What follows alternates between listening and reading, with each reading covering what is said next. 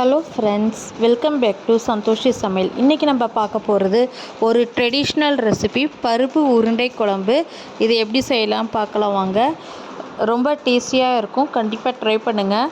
இதுக்கு நான் கடலைப்பருப்பு, பச்சை மிளகாய், வத்த மிளகாய், சோம்பு இது மூணுத்தையுமே நான் ஒரு 3 ஹவர்ஸ் ஊற வச்சுட்டேன்.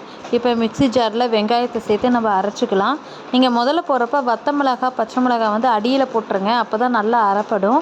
இப்போ பாருங்கள், இப்போ கொரன்ற பக்குவத்தில் நீங்கள் அரைச்சிக்கோங்க. இப்போ இதெல்லாம் எடுத்து போட்டாச்சு. நான் மிக்ஸி ஜாரில் உப்பு சேர்க்கலை அரைக்கிறப்ப. இப்போ அதையும் நான் சேர்த்துக்க போகிறேன். இந்த பக்கம் பானலியில் ஆவி பிடிச்சி வேக வைக்கிறதுக்கோசரம் நான் தண்ணி ஆட் பண்ணியிருக்கேன்.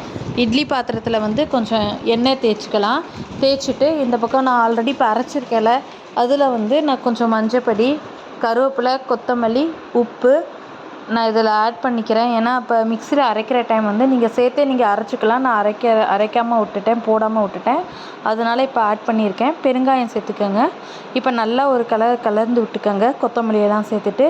இப்போ ஒரு உருண்டை மாதிரி பிடிச்சிக்கோங்க. உங்களுக்கு பெரிய சைஸ்னாலும் சின்ன சைஸ்னாலும் சரி, அது உங்களோட இஷ்டம்தான். நீங்கள் எப்படினாலும் அந்த உருண்டையை நீங்கள் பிடிச்சி இந்த மாதிரி இட்லி தட்டில் வச்சுட்டு, இந்த பாருங்க, என்கிட்ட ஸ்ட்ரீமர் இல்லை, அதனால நான் இதில் இந்த மாதிரி வச்சு நான் ஸ்ட்ரீம் வைக்கிறேன். உங்கள்கிட்ட இருந்தால் நீங்கள் அதை யூஸ் பண்ணிக்கோங்க. 5 to 7 மினிட்ஸ் வரையும் நான் இதில் ஸ்ட்ரீம் வச்சுருக்கேன்.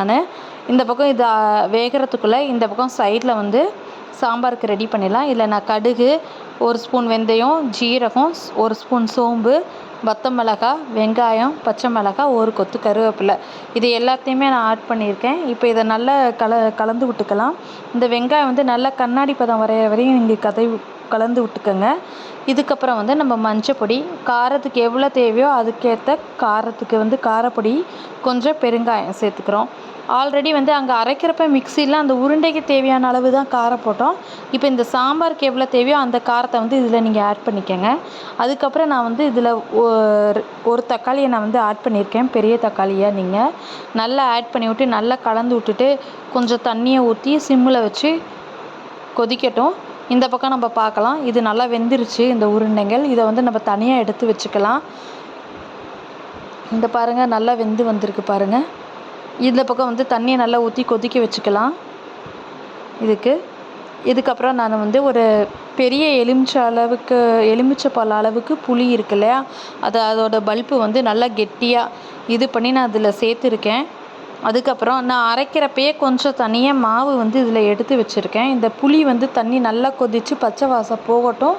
போனதுக்கப்புறம் நம்ம ஏற்கனவே அரைச்சி வச்சுருந்தோம் இல்லையா, அதில் தண்ணியை கலந்து இதில் நம்ம இப்போ ஆட் பண்ணிக்கலாம். இது கொஞ்சம் நல்ல ஃப்ளேவரும் டேஸ்ட்டும் செமையாக கொடுக்கும். நீங்கள் இந்த மாதிரி மட்டும் ட்ரை பண்ணி பாருங்கள். எக்ஸ்ட்ரா ஆட் பண்ணி செம டேஸ்ட்டு கொடுக்கும். உங்களுக்கு எவ்வளோ தண்ணி வேணுமோ அதுக்கேற்ற மாதிரி ஆட் பண்ணிக்கோங்க.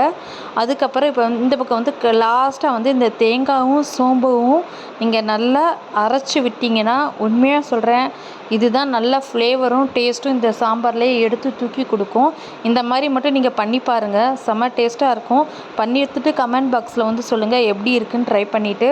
அதுக்கப்புறம் கடைசியாக கருவேப்பிலை, கொத்தமல்லியை தூக்கி இறக்கிடலாம். இப்போ ஒரு கொதி வந்துருச்சு, ஆஃப் பண்ணிடலாம். இப்போ சாப்பிட்டு பார்க்கலாம். இந்த வீடியோ கண்டிப்பாக உங்களுக்கு பிடிச்சிருக்குன்னு நினைக்கிறேன்.